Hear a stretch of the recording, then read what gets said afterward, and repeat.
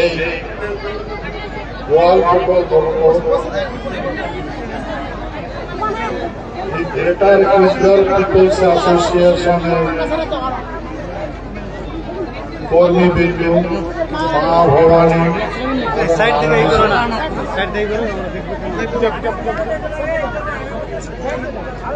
আজকে এই কর্মী আলোচনা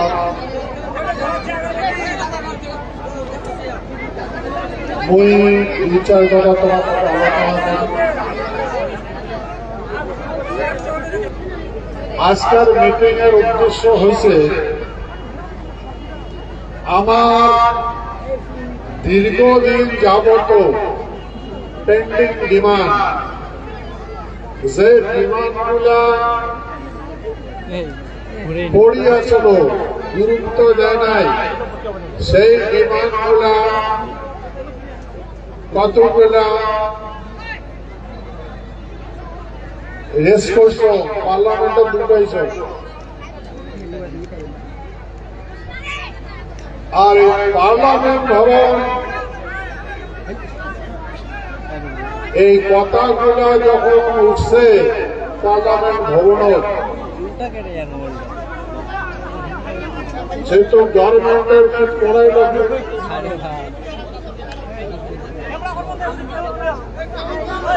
জনগণের কথা, জনগণের ডিমান্ড, লং পেন্ডিং ডিমান্ড, এই লং পেন্ডিং ডিমান্ড মই পার্লামেন্টের মাননীয় গৃহমন্ত্রীর উদ্দেশ্যে কথাটা কৈছ। ভাই, তোমার এই কথাগুলো তো সকালে জানা আছে, ওই গৃহমন্ত্রী কৈছ যে মাননীয় গৃহমন্ত্রী,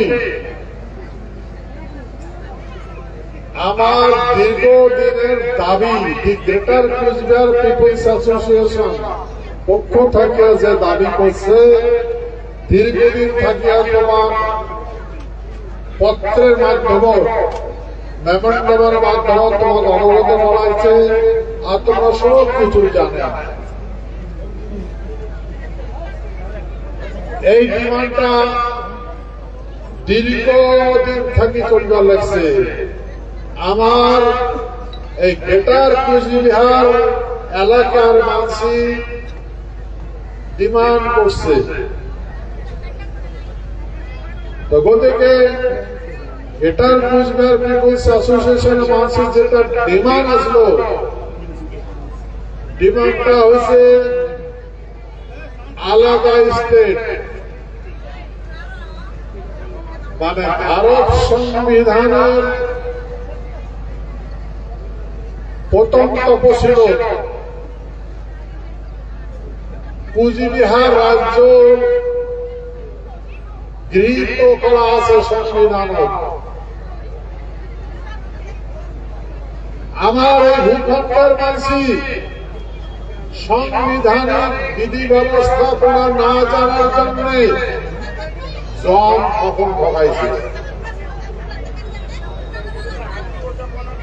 আমরা বুঝলুমে না কেমন করে আমার মানুষের ঠকাইছে। কথা হল 1947 সনত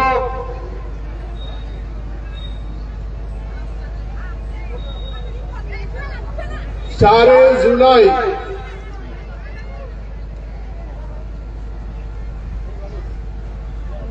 ব্রিটিশের প্রধানমন্ত্রী একটা বিল পেশ করে ব্রিটিশ পার্লামেন্টে, 4 জুলাই পেশ করে, 4 জুলাই ড্রাফট করে বিলটা, 9 জুলাই পেশ করে, আর 18 জুলাই পাস হয় ব্রিটিশ পার্লামেন্টে। তাকে কয় ইন্ডিয়া ইন্ডিপেন্ডেন্ট অ্যাক্ট 1947, 18 জুলাই। সেই আইনত কোৱা আছে হিন্দুস্তান হইবে আর পাকিস্তান হইবে। আর কাছে ব্রিটিশে যেগুলা রাজার কাছ থেকে আমরা মাটি চুক্তির মাধ্যমে নিছি, সেই মাটিগুলা আমরা সেই রাজা ঘুরিয়ে দিল। ভাই, যেখান আইনত হিন্দুস্তান হয়েছে, যেখান আইনত পাকিস্তান হয়েছে, ওইখান আইনত আমার মহারাজা জগৎবেন্দ্রনাথের কাছ থেকে 1773 সন থাকিয়া 1902 সন পর্যন্ত যেগুলা মাটি ব্রিটিশে নিছে, ওগুলা মাটি মহারাজা জগৎবেন্দ্রনাথ ঘুরে দিছে। এই মাটিগুলা হোক উত্তর দিনাজপুর, দক্ষিণ দিনাজপুর, দার্জিলিং, জলপাইগুড়ি, আন্ডিবাগের গোয়ালপাড়া ডিস্ট্রিক্ট অফ আসাম, এটা মহারাজা ঘুরে দিছে। কথা নিশ্চয় তোমরা বলছেন। আর 1947 সন 9 আগস্ট 15 আগস্ট ভারতবর্ষ স্বাধীন হয়েছে। আর 9 আগস্ট আমার মহারাজার সাথে ভারত ডমিনিয়নের একটা চুক্তি হয়েছে, মানে স্বাধীনতার আগে।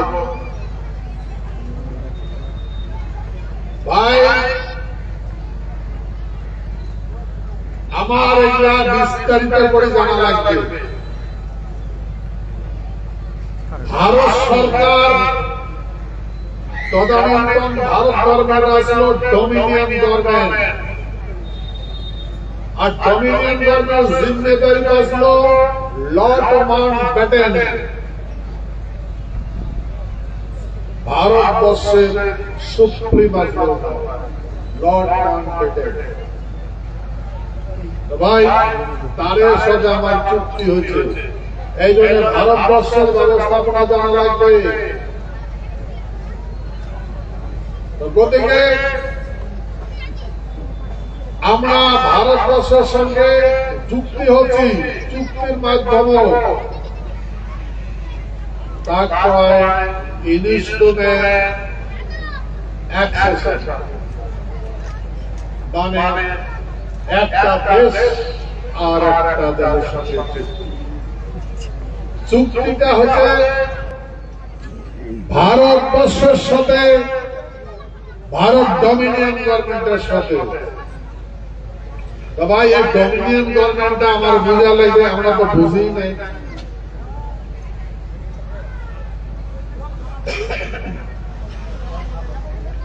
আগত সারা ভারতবর্ষ, প্রাচীন ভারতবর্ষ বা সারা পৃথিবীতে রাজা শাসন,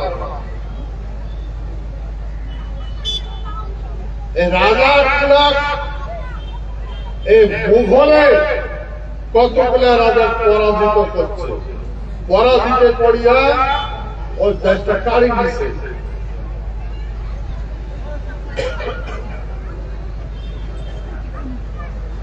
আর সেই জায়গাটা হয়েছে হিন্দুস্তান। মুঘলের শাসন, দেশটার নাম হয়েছে হিন্দুস্তান। সিন্ধু নদীর উপকূলে, সিন্ধু নদীর প্রস্তাবনের নাম হয়েছে সম্রাট বলে বলছে, নবাব বলে বলছে हम हिंदुस्तान का सम्राट। তারপরে ইস্ট ইন্ডিয়া কোম্পানি এই ব্রিটিশর পরাজিত করে বন্দী বানাইছে, বন্দী বানিয়ে রাজত্ব কারি করছে। তারপরে যখন ইস্ট ইন্ডিয়া কোম্পানি কারি দিন, দেশটার নাম তখন ইন্ডিয়া। ইস্ট ইন্ডিয়া কোম্পানির শাসন, দেশটার নাম হল ইন্ডিয়া। তারপরে এই ইস্ট ইন্ডিয়া কোম্পানি কাজিয়ানায় গেল।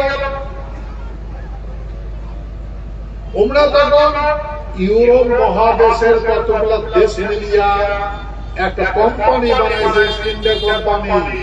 যত কোম্পানি আছে, মাদার কোম্পানি আছে ইস্ট ইন্ডিয়া কোম্পানি। ওটি শুরু।